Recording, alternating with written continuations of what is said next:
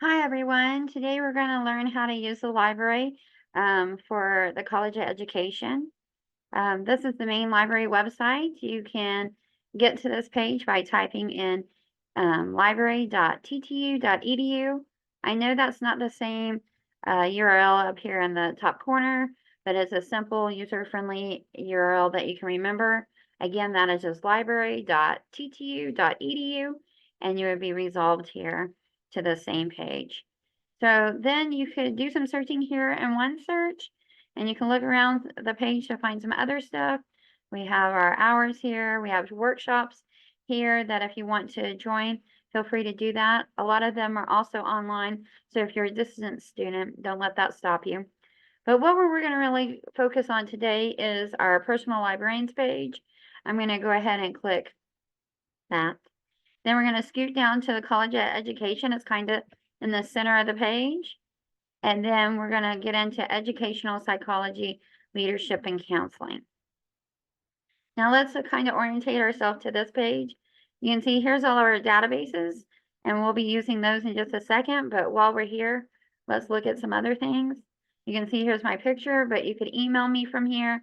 You could schedule an appointment from here. If you click on that, if you click on that, it opens the scheduling option, and you can just pick a time and a date that you want to use to meet with me. And these appointments are about 30 minutes. And once you select a time, then you can continue.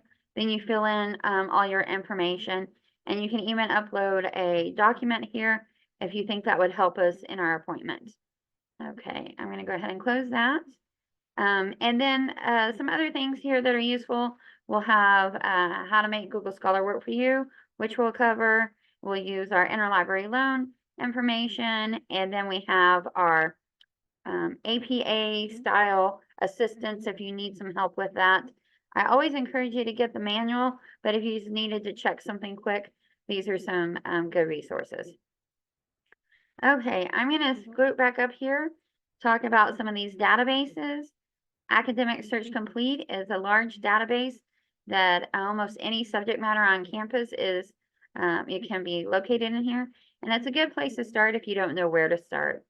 Then we have Educational Administration. That's anything outside the classroom with education. Then we have Education Source, and that would be anything through K through 12, but also higher ed. And that's the one we're going to dig through today. But let's look at a few others. ERIC here is from the government. And then you can see some middle search here, primary search, psychology information. We know education is very interdisciplinary, so you may find these useful. PubMed is the source for any government funding grants or research. Any government funded research has to be publicly posted now, and that is, they chose PubMed, and so you can find a lot of things. So this used to be only medicine, but now it's almost any topic you can find in here too. And then some other large ones here is Web of Science, SAGE, SocIndex, Sociological Abstracts. Feel free to dig in there if you need to. I'm just going to open Education Source and do some searching here. Okay, so let's talk about this page. This is EBSCO is the vendor here, but the title to this database is still Educational Source, like we clicked on to get to here. And I try to point that out because the difference of that is we have probably 200 databases from EBSCO. And I invariably every semester have somebody email me and say, oh, can you help me find this article that I thought I emailed to myself, but that email didn't come through. And if you can tell me educational source, I guarantee between the two of us, we can find that. But if you can only tell me EBSCO, this big vendor, it will be a lot harder to find. Now, I typically use the advanced search, so I'm going to click on that. And that just gives me a few more boxes to play around with here. And then at this level of where you're doing some kind of research for papers that you're turning in, I always encourage peer reviewed. Now, peer-reviewed, scholarly, referee, jury, that's all the same terminology, and it just means that article has been sent to a panel of experts in that field before that it was published in that journal. And so if you're specifically looking for like a newspaper article or a Newsweek kind of magazine article or a book, you would not want to check mark that book peer-reviewed. I think any kind of research that you're looking for, where you need to cite a couple of resources for a paper, or you're doing some in-depth research for a dissertation, you would really want to be in that area. Okay, so let's go ahead and do some searching here. I thought we might look at distance education. And let's go ahead and search here, and we're going to see our number narrow down here, our results as we add some more terms. And then I thought we might look at higher education.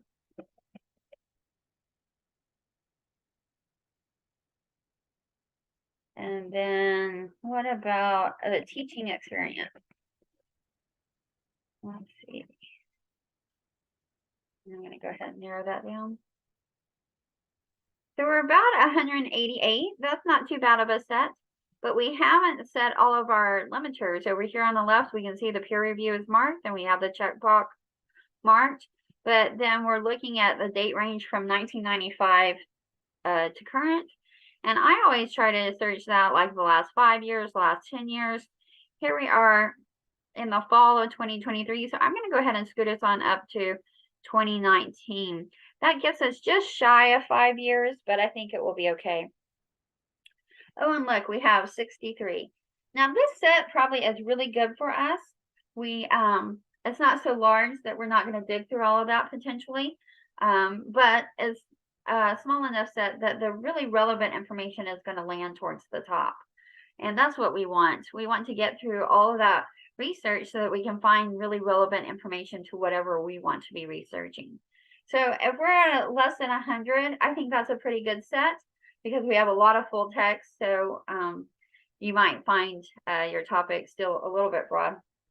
And then if we are down past, like 5, 10, 15, we really need to kind of think of some of our key terms here. Maybe look into a population like higher education or distance could be considered populations. Or we might want to think about what else other terms could we use here so that maybe we just hit the wrong term and we need to broaden back out a little bit or have a synonym. So a good example of that would be like if I use the word teenager, then I really want to use the word adolescent. So it's a little bit more research related. And so here we are. Let's go ahead and look at some of these. I'm just kind of scanning the titles here. Oh, okay, let's look at this one. It looks pretty good. I'm going to click on the title to this record. And so we're in record number 6. And here's the title here, Understanding Lived Experience of Online Learners. And then we have the authors here. And then we have the source line. So that source line is really the journal article that it was published in. So it was published in Online Learning in June of 2022, volume 26, issue 2. And that's the page range there. And let's talk about how journals are published. So we see the issue number is 2, but a lot of times you will have an issue number in parentheses. So anytime you see an issue number in a set of parentheses, just know that that's the issue number. And sometimes journals are published annually, weekly, monthly, every other month, sometimes seasonally.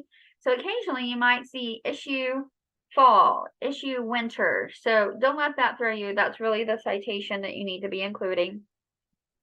And over here on the right, you can see the site. And if you look at APA, then you can copy and paste this into an email for yourself or a Word doc, however you're going to store your research. I do caution you to go ahead and look at this, make sure it is set up the way APA really wants it. They really use this to try to make the citations the best they can, But remember, humans are inputting that information, so they may have made a mistake. So, like one thing here, I would check on this capitalization. My understanding is that it should only be, the article title should only be understanding would be capitalized, and then the T, because there's a subtitle here. But then the journal would be capitalizing any important words, which online learning both would be capitalized. Okay, I'm going to go ahead and close that. And then let's go ahead and look at the rest of this article. So here are the author supplied keywords. And while an author knows what he or she is doing, the more important terms here are these subject terms. And depending on which database you're in, they sometimes will be called subjects, descriptors, mesh terms. And that is how this article is indexed into this database. So these are more pertinent to the article. So if I really wanted to find something like this, you know, like this article is really relevant to my research and I wanted to find more like it, I would look at these terms. So I do have distance education up there, but I have higher education, which this doesn't have, but the teaching experience is here. And we may want to think about online education instead of just distance education. And so then here is the abstract. And EBSCO is really nice. It bolds anything that you have up in the search boxes. And I kind of let that help my eye kind of scan this. If I only have one term in this abstract, maybe it's not as relevant as I once thought it was. But since there's quite a few here, this might be really interesting to read. So how would I go about reading this? I would kind of scoot back up here. And EBSCO kind of puts their stuff over here on the left. But every vendor is different, so you just have to kind of look around and find the PDF. So let's go ahead and open this so we can see how that opens. And so here is the article itself. And if we forgot to write down our citation information, a lot of times the PDF will help you build that. Look, here's the citation right here. Now, it may not be set up in APA or MLA or whatever you're using, so you need to use the parts to make it right. But it does look like it is in APA at the moment. And look at this. They did put these are not capitalized as I suggested on the other page. Okay, so then if I wanted to look at this article, I could just scroll down and get that. The one thing that I do like to point out is the PDF is really kind of like a scanned copy of what it would look like if it was printed. Although a lot of times these things are not printed anymore, they're just born online. But that helps you build the citation, but also gets you the page number. So when you're citing something, you can really have that. And then a lot of times it will have charts, graphs, pictures, any kind of that built into it. Whereas occasionally you will see where you could get the HTML full text. And I encourage you to not get that unless that's the only copy you can get. I was just going to scan through here real quick and see if, oh, like this table is probably not usually in the HTML full text. So that's why I always encourage you to get the PDF.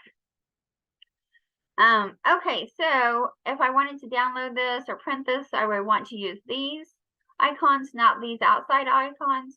If I print it from here, it's only going to print this outside frame. So be aware of that. And I'm going to go ahead and click back onto our results list. And so here we are with a PDF right here. So we can see it from this screen as well. I just kind of like to get into the record occasionally, especially if I'm looking at the subject terms and reading the abstract before I try to download all these. I don't want to download something that I don't think I really will read, because then it will just be one more article that I have to dig back through. And let's see. Oh, and here's an example of that HTML full text to the PDF full text. In this case, I would always get the PDF instead of HTML. And then let's see here. Okay, let's see this. This is what I was looking for, sorry. If we just see the find it, there's no PDF here. How are we going to read that? So the Find It is the library's links resolver. So if I click on that, it's going to look through all the other databases that we own to see if we can find the full text for you. Oh, and it did. It dropped us right straight into the article itself. And then they're asking for a lot of cookies, so you may see those pop up too. Just go ahead and say okay. And then we have to be on the screen and kind of find where the PDF is. And so here it's this PDF. So I could click on that and it would bring up the PDF. So you can see it's slightly different. It does have the Adobe icon, but it's not colorized the way you would think it would be. And it does say PDF, but sometimes they say free full text, sometimes they just say PDF, sometimes they have the Adobe icon, sometimes they don't. I don't ever want you to get to a screen like this and not be able to find your PDF. That's a good time to email me. You can just email me that source line that we were talking about in the record. Or if you have the title and the authors too, that's great. But I just need to have that information. And either I will send you back the PDF itself, or I will tell you that we'll have to interlibrary loan that.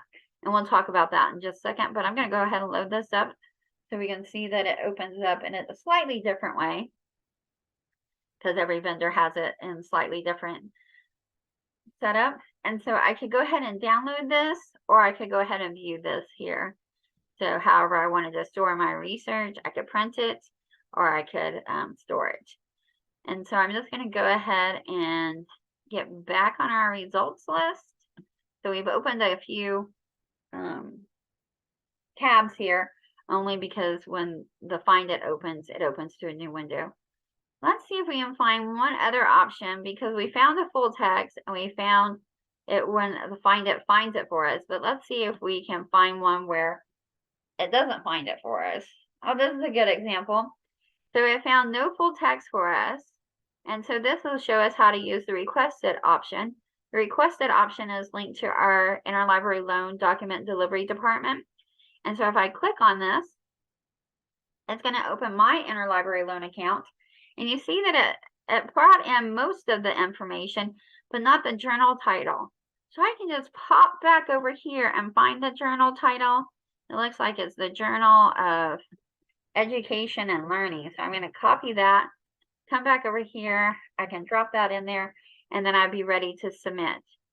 So our document delivery department works very hard to make sure that all our interlibrary loan requests are handled in a timely manner. If it's something we can deliver to you electronically, that usually is in about 48 hours.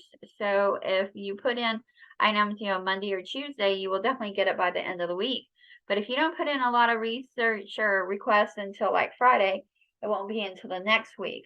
So plan ahead. If you plan to write a paper Sunday afternoon, then make sure you do the research early in the week or the week before, so that you can have all the materials that you want. I'm not going to request this now because I don't really need this, but I'm going to show us around in this account. It's called our Iliad account, and it works with our document delivery service. So I'm going to click on main menu, and these are all the items that I can request. So we were just requesting a journal article. You can see my pending requests are down here. And then if I were to receive an article this way, I would get an email to my TTU email address, and it would say, come and look in the electronically received. And so if I click on that, then here's all the PDFs. And so I could download, print them, store them, however I would it, just outside of a database too. It's the same. It doesn't matter that you got it this way. Feel free to do what you need to with that information. They stay in here for quite a bit too, so you can store it here if you want.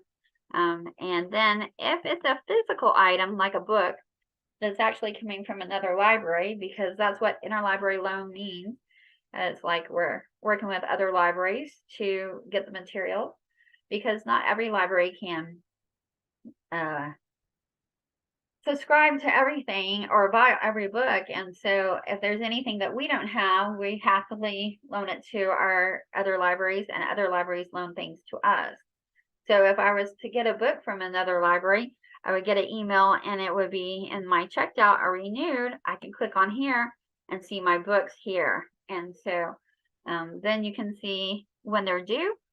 And if I wanted to renew one of these, that all comes from the original library. So whatever library sends that book to me, it will tell me on a piece of paper on that book that it is a interlibrary loan book from another campus, another library, and the home library gets to decide their return date.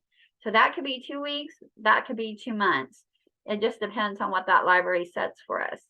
And then we can request if we can get a renewal, but just remember, it's up to that library if that's going to happen or not. And if you were to wanting to set this up, let's get back on our main tab here where my picture is for curriculum and instruction. If I scroll down here, I can click on this interlibrary loan, ILL. That's what ILL stands for, interlibrary loan. And I'll click on this, and here we are. We'd sign in. If this is the first time that you're using this service, if you sign in, then the first screen you will see will have you create an account, and you'll have to use your TTU email address because that's the only one that we can email to legally because of copyright. So you have some privileges as a student. You have library fees that you pay, and that allows us to send you these materials. If you sign up with a Gmail, it won't, we can't send that to you. So, okay. I'm going to go ahead and get back in our database here, and I might clean up some windows. We were doing quite a bit of organizing there. That's basically how you do some research into a database. If you wanted to pull together some different citations, every database has a different way to mark them. Here in EBSCO, you just click on that little blue icon, and then it turns yellow. And then it stores them over here in the folder view or up here in the folder view. And then you could export these citations into a citation manager, either into EndNote or Mendeley or Zotero.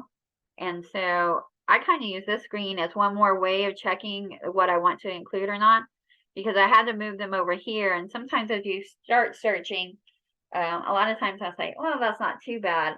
But then when I get into a little bit more, so I may only want these last ones, and I can mark them. Or if I know I want everything on the screen, I can mark it all, and anything that is light blue will move over. And then you would just click export. And then you can see this RIS format. That RIS format is a citation format. And you can see you can move that into EndNote or Zotero. And Mendeley, you just download the PDF and drop it in, and it builds the citation from the PDF. So there you go. Okay, so I know people want to use this EndNote Web, but the last time I tried to use it in EBSCO, it didn't work. So that's why I just tell you to use the RIS format, and then you can automatically import it in there. Okay, if you have any questions about that, feel free to reach out to me. I'm happy to do that. Let's also look at Google Scholar real quick before we kind of wrap up. I'm gonna do the same kind of searching here. I have my Google Scholar set to work with the library. I'll show you how to do that now. If you click on these 3 lines over here on the very far left, then I'm looking for the settings. Then I'm looking in this menu in the middle to the library links. And then I want to make sure that I'm typing in Texas. Oh. Texas Tech, but nothing else. And so what I want to make sure is checked is Texas Tech University Libraries FT at TTU Lib. That just means full text at TTU Lib. And then the WorldCat, Open WorldCat, that's just a large catalog that most of the world participates in. So feel free to leave that checked. Now I'm not going to check the Health Science Center or the law school, as I don't have online privileges at those libraries, but I can walk into those libraries and check out materials as a student or faculty at TTU. I'm going to click Save. I'm going to do the same search we have been doing. So we were looking at distance education. and it automatically runs it. So I'm just going to keep narrowing a bit. And higher education and teaching experience. There we go. So what we're really looking for is this FT at TTU Lib. So if I wanted to read this, instead of clicking on this record and looking at it on that page, because a lot of times, since it wouldn't know that you are affiliated with Texas Tech at all this way, it might suggest that you have to pay like $35.95. Well, you've already paid your fees. You don't need to do that. You want to use this FT at TTU Lib. Now you could click on this PDF, Wiley. Now I know that Wiley is a large publisher, so I wouldn't feel too stressed about that. But maybe some of these, I don't know where they're coming from. Like, I don't know where that's coming from. So I wouldn't want to click on that because I wouldn't think that that might be a safe place for me to click for my computer. So I know this is a TTU Libraries link, and it will just get me back into the library page to find the full text. So I'm just going to click on that. It's our links resolver again, and then it helps me find where to find that item. Now, if we have several options to find it, you can use any one of these as long as the date range is appropriate for whatever database, for whatever article. So this is from is from 2021. So this says that it is from 1998 on, but not the most recent available year. So that means that if it was in the last 12 months, it wouldn't be available here. But since this is older than the last 12 months, we could find it here. But we just recently added these options here, and you see the PDF here? So if you ever see this, I would just go ahead and get it. And it's going to take a second to walk through that screen. And that library key is just another tool that the library has deployed so that it makes it a little bit easier for you to find what you need. And here you are again. You can read this, you can download it, you can print it, and you'll be all set. So I'm going to close this, and we're back in our links resolver. But since we're in Google Scholar, it doesn't populate to a new window, so I have to click back there. So let's look at something next. So this one doesn't have the FT at TTU Lib. What are we going to do with this one? Well, I'm going to click on this and see if we can see this little get it at TTU. That usually means we don't have it in full text, but we could probably borrow it through interlibrary loan. And I would click on that, and it would open it for me. Oh, but we do have this in online access, so I could just go ahead and read that real quick if I wanted to. But if not, I would use this request it, and it would be delivered to me quite quickly, like in 48 hours, as long as it's not a book. And let's see, sometimes on this page it's a little overwhelming. You can see that the title of the item is here, and then the authors are in green right below that, and then usually the journal name is right there. But if there is a little item out here, sometimes it says book, but this is still from a journal because it's just HTML. I was just seeing if we could find a book. I don't see a book, but occasionally you will see one here, and you can know that those would all be, unless we had an ebook option, which we're getting more of those, you would be requesting that through interlibrary loan. So that's just a little bit about Google Scholar, and I think that saves you so much time. Especially I use Google Scholar if a professor has said, oh, read this item, or I think this article that I just randomly ran across would be perfect. The title is this, but now you don't know anything else but the title. You can drop the title in here, and it usually will find it for you quite quickly. You don't have to know where it's indexed in one of the databases to be able to find it. So I'm just going to scoot back to our main database here one more time. And that's how we kind of use the information here at the library. You find your databases, you have access to me, you have access to your interlibrary loan here. Here is where, if you need those Google Scholar steps again, feel free to do that. You can load that at any browser that you're working at. So if you're at a hotel and need to use it real quick, because it will only benefit those that are a part of TTU.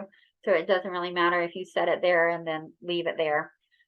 they can't access that materials because you would have to be signing in with your e-rater, so that helps. And I kind of do that. A lot of times I go and visit my parents in Colorado at Christmas. If I want to do any kind of research, I can do that. And then I can still have access to also the library materials, but through Google Scholar as well. And then the only other thing that I really like to point out is, again, these APA 7th style, because I think you need to know that. And if you don't have the manual, I encourage you to get it, but this will help you. Purdue is a nice online website where you can find, oh, I need to cite a book, or I need to cite an article from a database, or I need to cite whatever, and I'll help you bring up an example for that. This is our guide, and these two are reference guides from APA. This is a quick visual kind of looking one. I like it because the color coding is helpful to my brain, but not everybody learns that way. But it's really useful. It's like, oh, anything in yellow is the author, then the year, then the title of the article, and so you can kind of get that information and what pieces need to be in each place. So there's just 3 examples on this one. And then the other one has a whole example guide where you have several different kinds of options. They think that these are the most common reference examples. I've not seen a lot of people quote a blog post, but there's quite a few here, like an edited book, an authored book. The journal article, of course, would be very common. And then it was an online newspaper article, all these kind of things. So you can check that out for quick reference. Of course, your best bet is always to check the manual. That will be the true authority. So. Okay, that is a little bit about the library and how you can get some assistance. If you need anything else, please reach out to me. Again, my name is Cynthia Henry, and I would love to work with you.